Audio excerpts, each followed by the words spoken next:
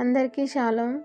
ఈరోజు యెషయా గ్రంథము 1వ అధ్యాయం నుండి 3వ అధ్యాయం వరకు. ఇందులో నుండి ప్రశ్నలకు సమాధానములు. మొదటి సమాధానము, నాశనమగుదురు. 1వ అధ్యాయము 28వ వచనము.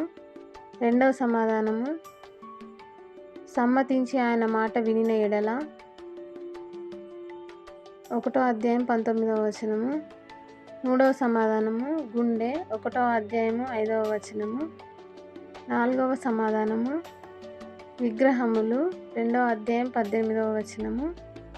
5వ సమాధానము, దేవుని వెలుగులో. 2వ అధ్యాయము 5వ వచనము. 6వ సమాధానము, బాధపడి దుఃఖించును. 3వ అధ్యాయము 26వ వచనము.